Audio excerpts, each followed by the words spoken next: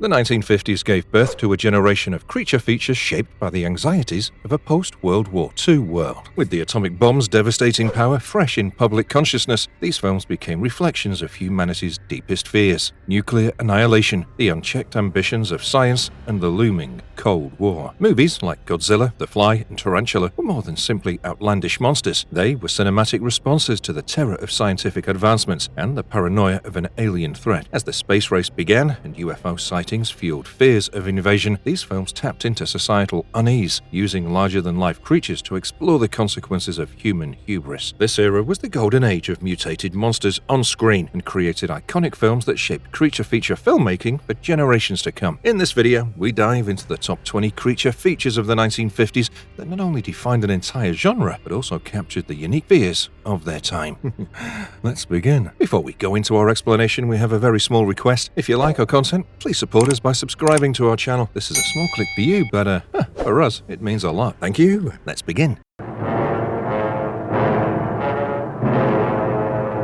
Godzilla, 1954. Godzilla has become one of cinema's most iconic figures, with a legacy spanning 38 films and appearances in various other media from comics to video games. Known for delivering massive action sequences, Godzilla has solidified his place as a box office powerhouse. However, his origins on the silver screen were far from the explosive spectacle fans know today. The world was first introduced to Godzilla in 1954 through Ishiro Honda's black and white film. Despite being remembered as a destructive force, Godzilla only appears for 9 minutes in the entire 96-minute film. The true focus of the original story is socio-political, dealing with the aftermath of nuclear warfare. The film's central figure is not the towering reptilian monster, but Dr. Daisuke Serizawa, a scientist who invents a devastating weapon capable of annihilating all life within its radius by removing oxygen from its surroundings. Godzilla's awakening, blamed on underwater hydrogen bomb tests, serves as a metaphor for the dangers of nuclear warfare. Released less than a decade after the atomic bombings of Hiroshima and Nagasaki, the film reflects Japan's deep-seated fears about nuclear technology. Godzilla, in its earliest form, was not just a monster movie, but a powerful commentary on the real-world threat of mass destruction. Godzilla's transformation from a somber symbol of nuclear devastation to a pop culture icon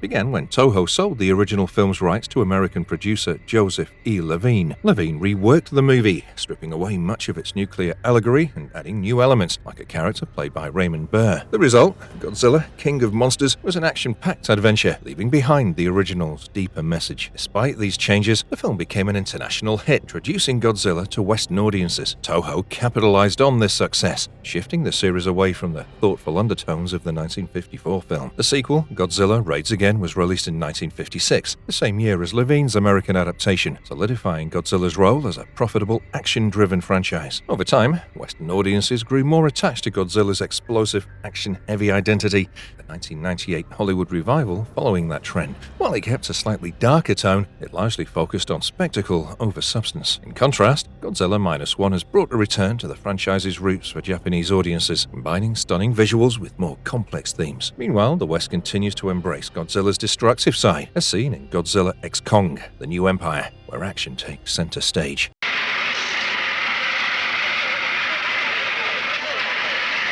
The Blob, 1958. The Blob, 1958, is a bizarre yet iconic horror film from the era. The star of the show was a carnivorous, gelatinous alien blob that consumes people and grows larger with each meal. The plot is simple. A growing blob terrorizes a small town until teenager Steve Andrews, played by Steve McQueen in one of his earliest roles, comes up with the idea to freeze it, stopping the creature's rampage. Though not killed, the blob is flown to the Arctic, supposedly keeping humanity safe as long as the Arctic remains cold, a concept that predates concerns over climate change. Initially released as part of a double feature, the blob became a surprise hit with audiences, eventually earning its place as a standalone film. Despite its popularity with moviegoers, critics were less impressed by its schlocky B-movie horror approach. The film's impact, however, endured, leading to a remake 30 years later by Chuck Russell and Frank Darabont. Now known for his successful Hellraiser remake, is set to direct another Blob reboot. However, Bruckner is only the latest in a series of directors attached to this project, leaving some uncertainty about whether the film will actually be made. In fact, John Carpenter's The Thing may be the most famous adaptation of the novella Who Goes There, but it owes a lot to earlier films like 1958's The Blob. You see, The Blob and The Thing's plots are almost indistinguishable. Just hear me out. A carnivorous, amoeboid alien that crash lands on Earth inside a meteorite. As the gelatinous creature consumes more victims, it grows larger, redder, and increasingly aggressive. Are you getting my point?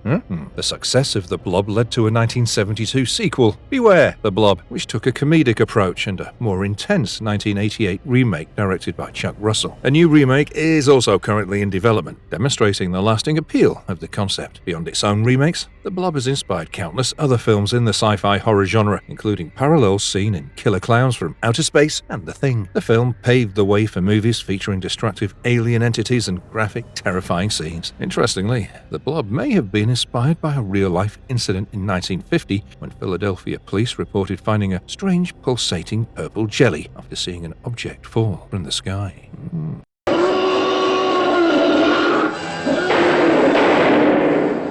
Creature from the Black Lagoon, 1954. In Creature from the Black Lagoon, archaeologist Dr. Carl Meyer and his team discover a fossilized claw of a prehistoric creature in the Brazilian Amazon. Excited by the find, Meyer brings in marine expert Dr. David Reed, his girlfriend Kay Lawrence, and their boss, Dr. Mark Williams, to investigate further. The expedition leads them to a lagoon, unaware that it's home to a living humanoid creature known as the Gill Man. Upon arriving, they find that one of Meyer's crew members has been killed. While the scientists search the lagoon for more evidence, the Gill Man becomes fascinated with Kay and even brushes against her while she swims. As they attempt to capture the creature using a net, it escapes, sparking Williams' desire to kill it. However, this leads to further conflict and violence, as the creature retaliates and kills several crew members in its attempts to evade capture. Despite using sedatives to subdue the Gill Man, the creature escapes and places obstacles to prevent the expedition from leaving. In the final confrontation, the Gill Man abducts Kay and brings her to a grotto. Reed and the others manage to save her, but not before a deadly struggle ensues. The film concludes with the Gill Man's lifeless body sinking to the depths of the lagoon. Creature from the Black Lagoon has had a lasting influence on media and pop culture since its release in 1954. To promote the film, Ben Chapman, in full costume as the Gill Man, made a public appearance on the Colgate Comedy Hour with Abbott and Costello, introducing the creature to audiences before the movie even hit theaters. The Gill Man's image became iconic, with many monster films paying homage to the creature by featuring its likeness in the background. It's also played a role in the 1987 film The Monster Squad, where the Gill Man allied with other classic monsters like Dracula and Frankenstein's monster. For this appearance, the creature was redesigned by Stan Winston to avoid licensing issues, though it still resembled the original. This marked the first major costume portrayal by Tom Woodruff Jr., who later worked on the Alien film series. The influence of Creature from the Black Lagoon extends to modern films, such as Guillermo del Toro's 2017 film The Shape of Water, which was inspired by del Toro's childhood memories of watching the original. Although a remake of Creature from the Black Lagoon has been in development limbo for years, with multiple failed attempts, horror director James Wan is now nearly set to helm the modern version, offering hope that the project will finally come to life.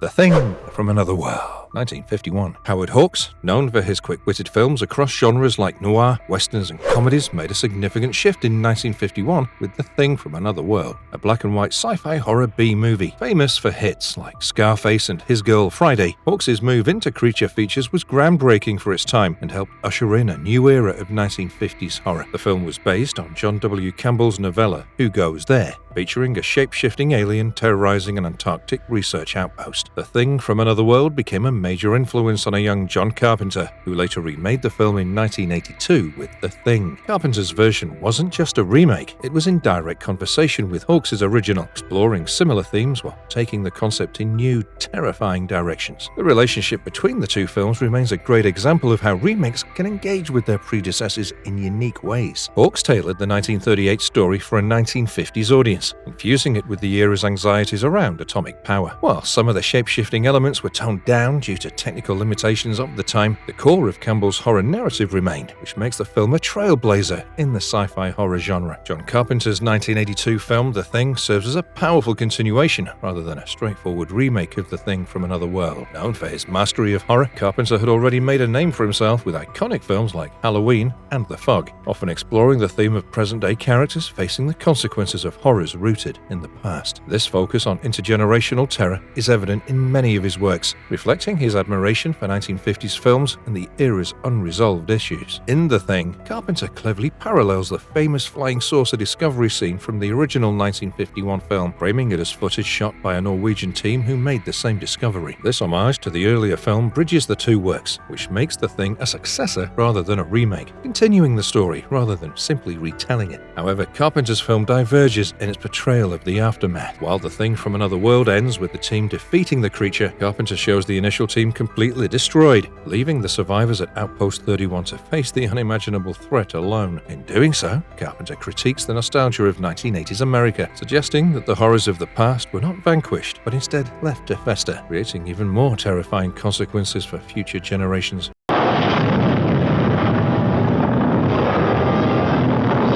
The Beast from 20,000 Fathoms, 1953. The influence of this one on the sci-fi and creature feature genre can't be undersold, especially because it led to one of the grandest monster franchises ever, which, by the way, is now a universe. Bear with me, and I'll explain how. The Beast from 20,000 Fathoms follows a straightforward yet thrilling narrative that still holds intrigue for modern audiences. Set deep in the Arctic Circle, an American team led by Professor Tom Nesbitt is involved in a nuclear weapons test known as Operation Experiment. After a bomb detonates, the team ventures out into a snowstorm, only to encounter a massive 200-foot-long lizard that had been trapped in the ice. Nesbitt is the sole survivor, but his claims about the creature are dismissed as stress-induced hallucinations. However, the monster, identified as a fictional Rhedosaurus, is very real. It makes its way down from the Arctic, wreaking havoc along the Canadian and American coastlines. Nesbitt, determined to prove the creature's existence, works to identify it. The choice of the Rhedosaurus was the brainchild of stop-motion legend Ray Harryhausen, who wanted to set his creation apart from his mentor Willis H. O'Brien's dinosaurs, known for The Lost World and King Kong. The film's groundbreaking special effects were a major draw for audiences, with Harryhausen's mastery of stop-motion animation shining through. The movie became a significant influence in the genre, inspiring the kaiju films that followed, and showcasing Harryhausen's incredible talent in his first lead role as an effects artist. The film introduced the idea of a monstrous creature awakened by nuclear experiments crossing oceans to wreak havoc on civilization, a concept that directly influenced the Godzilla series. In the movie, the Rhedosaurus is initially dismissed as a hallucination until its attacks on fishing boats and coastal areas confirm its existence. This mirrors how Godzilla is revealed to the public in the original 1954 film, with the monster's oceanic journeys becoming a central theme of the franchise, even in Godzilla -1. Additionally, the Beast's climactic scenes of the creature attacking New York City heavily inspired Godzilla's iconic destruction sequences, with citizens fleeing in terror and military forces attempting to stop the monster. Even the promotional materials for the Beast influenced Godzilla, particularly the idea of a nuclear radiation-powered breath weapon, which was scrapped from the Beast but became one of Godzilla's defining features. The film's legacy also extended to other monster movies, shaping the kaiju genre and inspiring films like Them and Gorgo. Them, 1954. Them is the undisputed classic of the giant bug movie genre, directed by Gordon Douglas. It perfectly embodies the key elements that define these films: creeping suspense, nuclear paranoia, and practical effects. Set in the New Mexico desert, the story follows State Police Sergeant Ben Peterson as he investigates strange disappearances linked to giant irradiated ants. Nuclear fallout from tests at White Sands has mutated these insects into massive, dangerous creatures that threaten to spread across the world. As the ants multiply, Dr. Harold Medford and his daughter, Dr. Pat Medford, join the fight to prevent the ants from establishing new colonies. The film's climax takes place in the sewers of Los Angeles, where a new queen ant threatens to grow an unstoppable colony. Despite being made with mechanical puppets, the giant ants are surprisingly effective, thanks to Douglas's skillful use of shadows, smoke, and quick cuts to maintain tension. A scary sound effect signals the ants' presence, adding to their eerie menace. Them is a high point in the giant bug genre, as it uses special effects in a way that still holds up today. Its influence is evident when compared to other efforts like The Black Scorpion and the less successful Beginning of the End. While many of its contemporaries were ridiculed for poor effects, Them remains a masterclass in practical horror. The movie is more than just an entertaining sci-fi thriller. It embodies the key themes of the giant insect genre, particularly the anxieties of the Cold War era. The giant ants, created by nuclear testing, represent a broader fear of unchecked nuclear power and its potential to bring global annihilation. The film cleverly uses the ants to explore these fears, which makes them a symbol of nuclear threats without directly confronting the terrifying reality reality. Their ability to reproduce quickly and overwhelm humanity echoes the looming fear of nuclear escalation. The film also offers a nuanced take on authority figures, a hallmark of 1950s sci-fi. While most films from that era glorify the government and military, them adds complexity by showing how authorities attempt to suppress information about the ants to avoid mass panic. Though their actions are justified within the narrative, the film doesn't shy away from showing the moral consequences, such as keeping a sane man in a psychiatric institution to maintain secrecy. Despite its giant puppet effects, the film balances entertainment with larger themes. The Fly, 1958. The Fly is an unusual horror film, with a structure more akin to a mystery than a traditional monster movie. The monster doesn't appear until 2/3 into the film. This allows the story to build suspense slowly and deliberately. It begins with the shocking murder of scientist Andre Delombre, who's crushed in an industrial press by his wife, Hélène. Although she admits to the crime, she refuses to explain why, leaving her brother-in-law Francois and Inspector Charest to piece together the truth. As the story unfolds, Hélène's odd obsession with a white-headed fly hints at something far more sinister. When Francois tricks her into believing he's caught the fly, she finally reveals the full story in a flashback. Andre, a brilliant scientist, had been experimenting with teleportation, but things took a dark turn when his experiments went wrong. A test with the family cat results in a haunting, disembodied howl, foreshadowing the terrible consequences to come. The film explores the classic theme of man meddling with things beyond his control, as Andre's ambitious scientific pursuits begin to spiral out of control. With Helene's emotional turmoil at its center, The Fly combines horror and tragedy, slowly drawing viewers into its eerie, unsettling atmosphere. Later, things spiral out of control when Andre attempts to teleport himself, only for a fly to accidentally enter the chamber with him. The genetic material is mixed, leaving Andre with a fly's head and arm, while the fly takes on human traits. The transformation is gradual, with Andre concealing his appearance under a cloth for much of the movie, which builds suspense and mirrors the growing horror felt by his wife, Hélène. The movie remains relatively gore-free, focusing more on psychological tension, particularly around Helene's reliability as a narrator. In contrast, David Cronenberg's 1986 remake strips the story down and shifts its focus entirely onto the scientist's grotesque transformation. Instead of splitting characteristics between two beings, Brundle and the Fly merge into a single entity, initially appearing as a positive change with enhanced strength and reflexes. However, Brundle's body quickly begins to deteriorate. His skin peels and his teeth, hair, and nails fall out, eventually revealing the monstrous fly underneath. Cronenberg leans heavily into body horror, turning the film into a psychological nightmare. In both versions, the climax comes when Andre realizes his mind and body are failing. In a desperate final act, he destroys his work and chooses death over living as a monster.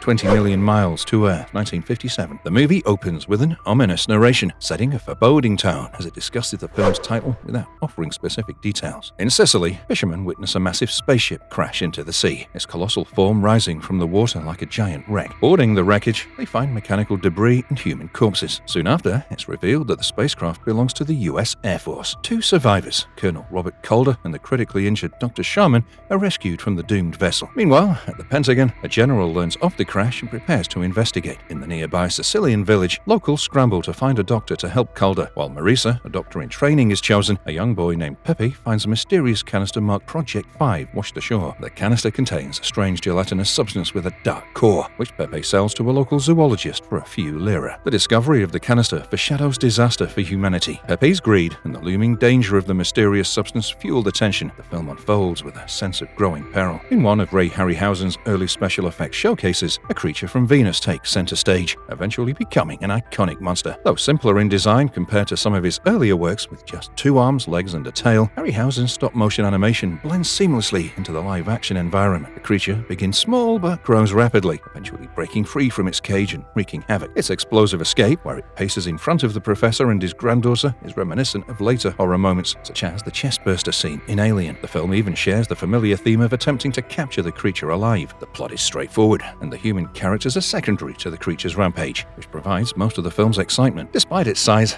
the Venusian beast remains fully animated, maintaining Harryhausen's signature style instead of using a costumed actor. The dynamic between Robert and Marisa adds a lighter element to the story, their banter gradually transforming into a flirtation, offering more depth than typically found in these type of creature features.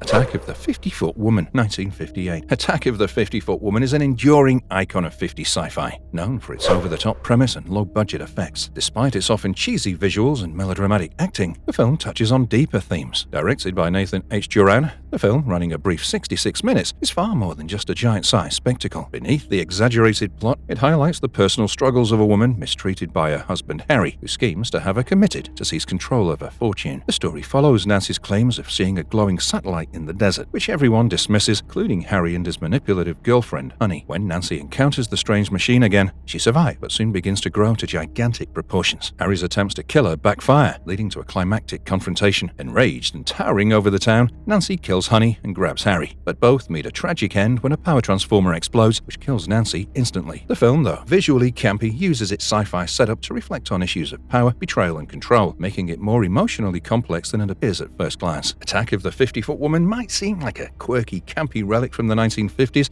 with outdated special effects, but its real appeal lies in the tragic relationship at its core. While side characters like Sheriff Dubbett and Deputy Charlie add humor, the film is driven by the deeper emotional turmoil of Nancy Archer. Her struggles with her failing marriage to the manipulative Harry serve as a metaphor for a woman losing control of her life, mental health, and sense of self in a world dominated by greed and betrayal. Her extreme wealth allows her to be humored by those around her, but he can't buy her happiness, stability, or her husband's love. While Harry is straightforwardly cruel, Honey, his scheming girlfriend, has a manipulative ambition similar to Lady Macbeth. Both Nancy and Honey assert agency, though their motivations lead them down destructive paths. As the film builds to its conclusion, the betrayal and greed that fuel Harry and Honey's actions ultimately doom them all.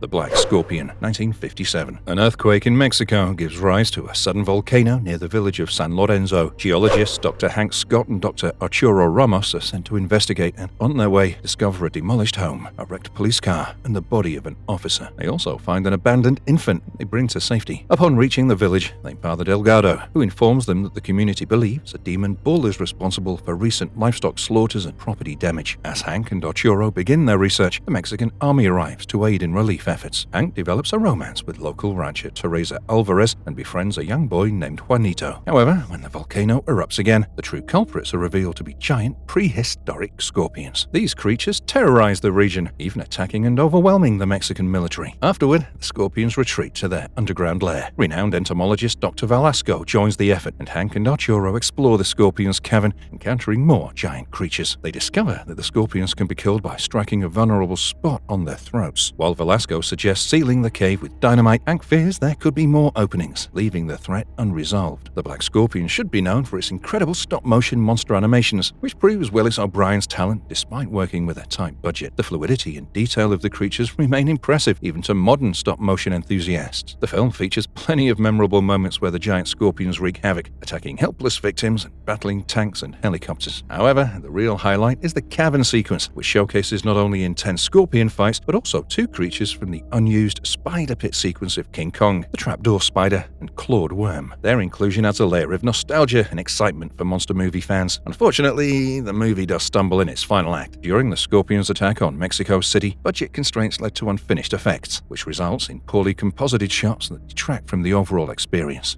Despite these moments, The Black Scorpion still holds up as a fun and engaging film from the golden age of sci-fi and horror. While it may not be as iconic as other monster films from that era, it's a hidden gem for fans of classic creature features and old-school special effects.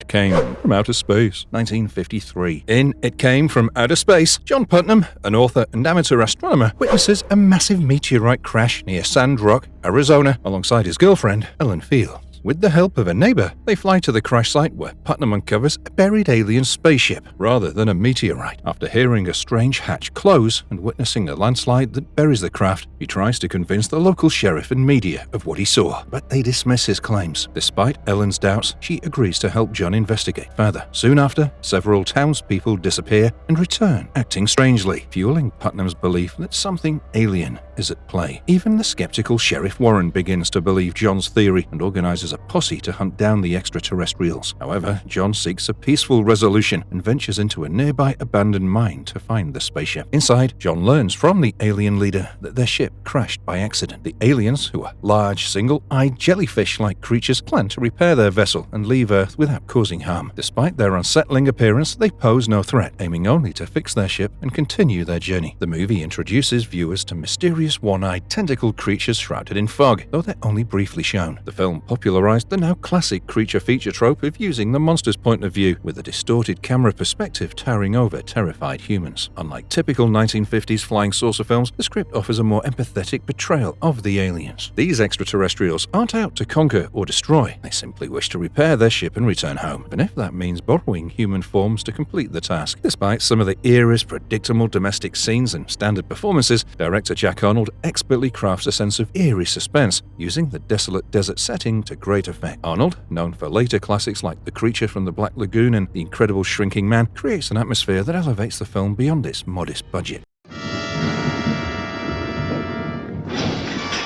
It Came from Beneath the Sea, 1955. For its shakedown cruise, a nuclear submarine under Commander Pete Matthews encounters something far more dangerous than expected. During their return voyage, the sonar detects an enormous object approaching rapidly from behind. It's neither a submarine nor any known sea creature, yet it's massive and fast. After a sudden forceful hit from the unknown object, the sub becomes immobilized, unable to surface or move. Geiger counters spike with high radiation levels. After what feels like an eternity, the crew manages to free the submarine. When they surface, divers sent to inspect the damage discover a large rubbery mass that no one on board can identify. Back on land, marine biologists John Carter and Leslie Joyce take over the investigation. After weeks of analysis, they determine the mysterious mass belongs to a giant octopus, a creature far larger than any ever recorded. They hypothesize that the octopus was forced out of its deep-sea habitat due to recent nuclear tests in the Pacific, which contaminated its body and drove it closer to the surface in search of food. Despite initial skepticism from military officials,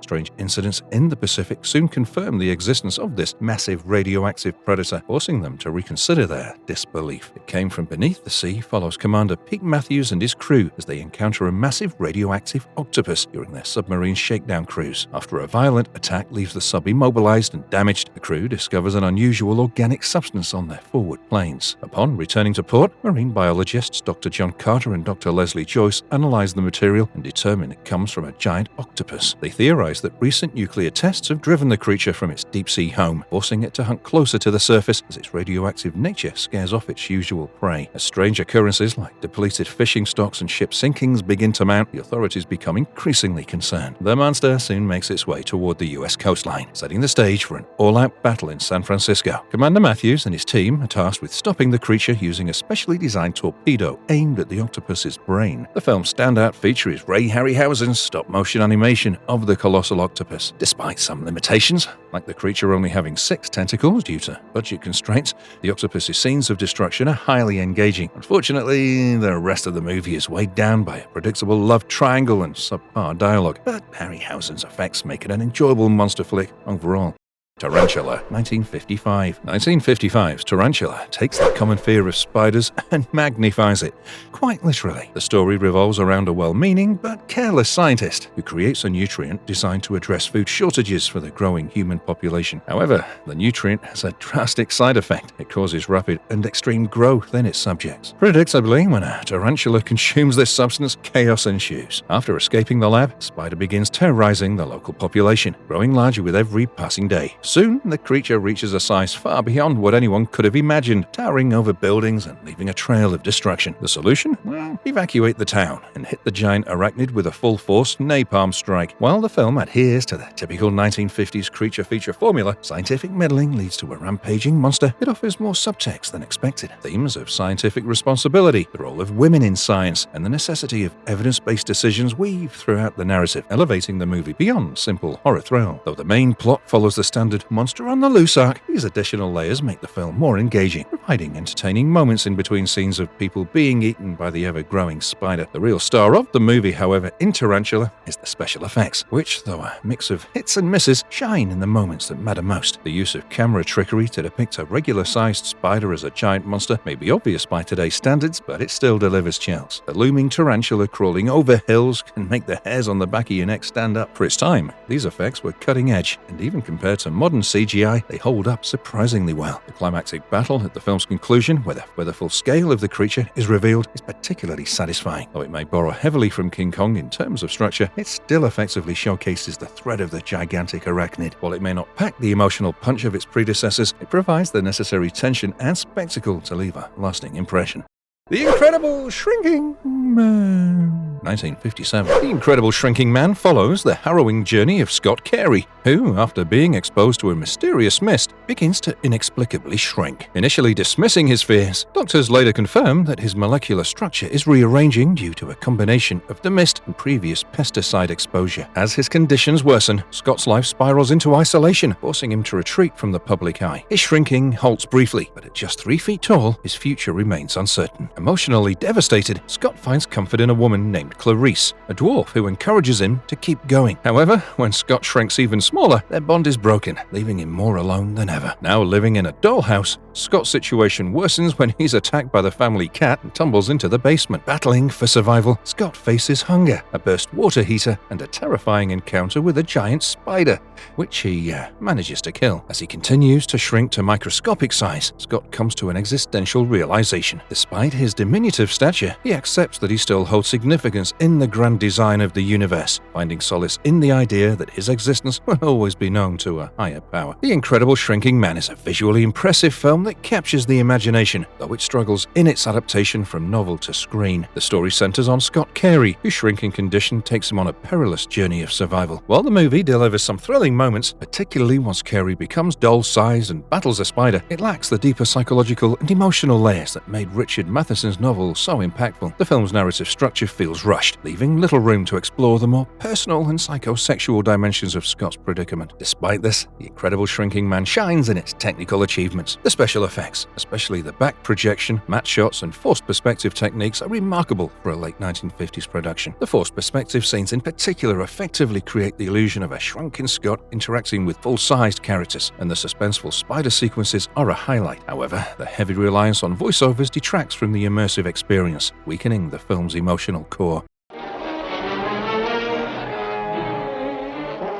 Invasion of the Body Snatchers, 1956. Invasion of the Body Snatchers, directed by Don Siegel in 1956, remains a scary sci-fi classic, even decades after its release. Despite its low budget and rushed production schedule, the film has earned its place among the greatest sci-fi films, spawning multiple remakes. Its narrative of an alien invasion through pod people, duplicates that replace real humans, has sparked debate about its underlying message. Whether it critiques the spread of communism, captures the apathy of 1950s America, or comments on the fear and paranoia surrounding McCarthyism, the film's metaphorical power remains potent. Siegel hinted at McCarthyism being a potential theme, but insisted the film wasn't meant to deliver a direct message. Regardless of interpretation, Invasion stands as part of a larger trend of 1950s sci-fi films, dealing with paranoia and existential dread, alongside titles like The Thing from Another World, Them, and The Incredible Shrinking Man. Its stark, noir-inspired visuals, devoid of special effects, lend the film a haunting realism, aligning it with Robert Aldrich's Kiss Me Deadly. The film's apocalyptic tone foreshadows later works like The Birds and Night of the Living Dead. Even today, Invasion of the Body Snatchers remains a powerful exploration of fear and societal collapse. Daniel Mannering, who penned Invasion of the Body Snatchers, had a significant noir background, co-writing Out of the Past and The Big Steal, the latter of which helped launch Don Siegel's directing career. Mannering's personal life, because of his association with blacklisted writers, adds depth to his work. His screenplay for The Phoenix City Story, an explosive critique of American racism and political corruption, likely seemed deeply un-American in its time. Siegel, in the same era, crafted a string of B-movie gems that reflected his dark view of the world. Films like Riot in Cell Block 11, Private Hell 36, Crime in the Streets, and The Lineup shared a common theme of corruption, crime, and the fragility of societal order. His consistent exploration of humanity's darkest side solidified his reputation as a director with an unshakable cinematic identity. Siegel's knack for portraying the breakdown of personal identity shines brightest in Invasion of the Body Snatchers, where the erasure of personality becomes a terrifying focal point. Despite the horror and paranoia on screen, there's no doubt Siegel's own distinct voice, sharp, unwavering, and critical of authority, remained intact throughout his films. The Mummy, 1959. In 1895 Egypt, archaeologists John Banning, his father Stephen, and uncle Joseph Wemple are searching for the tomb of Princess Ananka, a high priestess of Karnak. When Stephen and Joseph find the tomb, they ignore a warning from an Egyptian named Mehemet Bey about a curse. Inside, Stephen discovers the Scroll of Life and unknowingly revives Karis, the mummified high priest who was entombed alive as punishment for trying to resurrect Princess Ananka, whom he loved. Stephen is left in a catatonic state after reading the scroll. 3 years later, in England, Stephen recovers and warns John that Karis will seek revenge on those who desecrated Ananka's tomb. Mehmet Bey, a devout follower of Karnak, arrives in England under a false name to carry out vengeance using Karis. Karis begins murdering the archaeologists, starting with Stephen and Joseph. John witnesses the murder and shoots Karis, but the bullets have no effect. While Police Inspector Mulrooney initially dismisses John's claims of a killer mummy, he begins to reconsider as evidence piles up. Meanwhile, John notices a striking resemblance between his wife Isabel and Princess Ananka, which hints at a deeper connection as the hunt for the undead Karis intensifies. After 2 decades of forgettable films, Hammer Films found its footing in horror, first with the Quatermass experiment and later with the Technicolor remakes of Universal's 1930s classics like The Curse of Frankenstein, Horror of Dracula, and The Mummy. These movies were filmed in a grand country mansion at Bray and featured a recurring team of stars, including Peter Cushing and Christopher Lee, with Terence Fisher directing and Jimmy Sangster handling the script. These films solidified Hammer's reputation in horror and carved out a distinct atmospheric style. The film strikes a balance between campy and eerie, so it's a mix of several things, but most importantly, the magical and the scary with moments of humor. Though some parts might come across as clumsy or naive, the film shines with its style and atmosphere, cementing Cushing and Lee as global horror icons. A special 55th anniversary release offers beautifully restored Blu-ray and DVD versions, along with insightful commentary from horror historians and documentaries on the film's production and Hammer's legacy. A bonus feature includes Terence Fisher's 1952 film Stolen Face, adding even more value to this celebration of Hammer's horror classics.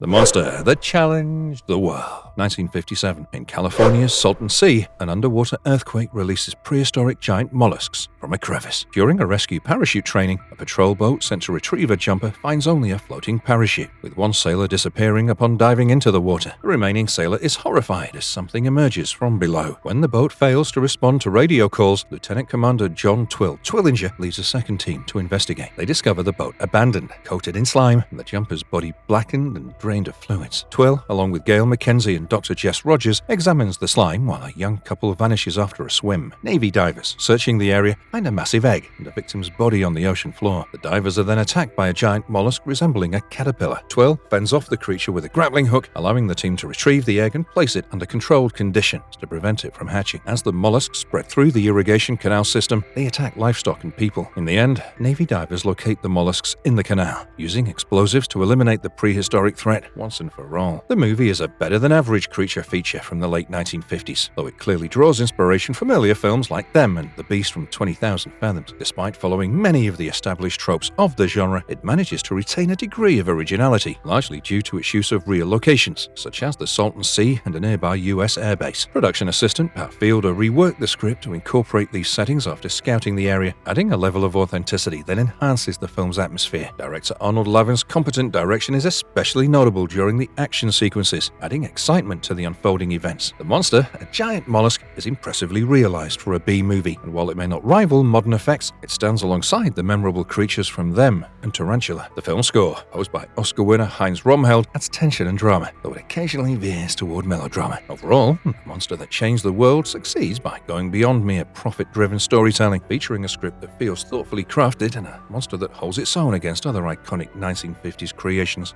The Quatermass Experiment, 1955. The Quatermass Experiment introduced the world to Professor Bernard Quatermass, a brilliant physicist tasked with protecting Earth from alien threats. Decades before Doctor Who debuted, Quatermass set the standard for British sci-fi with its intelligent scares and complex storylines. Created by Nigel Neal, the series focused on using reason over violence in the face of extraterrestrial dangers, a controversial idea at the time. The show's first adventure, airing in 1953, centered on an astronaut who returned to Earth as the sole survivor of a space mission, with mysterious and deadly transformations. Though only 2 episodes survived due to the BBC's tape-wiping policy, the horrifying atmosphere and thoughtful storytelling made a lasting impact. Hammer Films later adapted the story into a movie, and a 2005 live play featured David Tennant before his time on Doctor Who. Subsequent Quatermass serials grew even more ambitious. 1955's Quatermass 2 expanded the story, with alien parasites arriving via meteorites and taking over a small British town. Themes of Cold War paranoia and societal control ran through the series. offering sharp commentary on contemporary fears of nuclear warfare and invasion. While the production values may have been modest, the inventive plotting and philosophical undertones of Quatermass cemented its place as a foundational piece of British sci-fi. Quatermass was fearless sci-fi from a time when the genre was fresh and unafraid to push boundaries. Airing at 8 p.m., it didn't pander to young audiences with clear-cut heroes or villains, nor did it shy away from unsettling imagery like aliens attacking humans. It even opened with Holst's Mars and a warning for the faint-hearted. Quatermass, the human hero, raged against bureaucratic red tape but remained empathetic with everyday people, making him relatable and compelling. Written by Nigel Neal, the series tackled radical ideas such as unchecked consumerism and military control over space exploration, themes that still resonate today. The impact of Quatermass extended far beyond its era, influencing shows like The X-Files and filmmakers like John Carpenter. The third installment, Quatermass and the Pit, was particularly groundbreaking because it merged archaeology with ghost stories and pre-Christian religion. Set in London, where workers uncover ancient skulls and unexplained paranormal activity, this story offered a take on the unknown.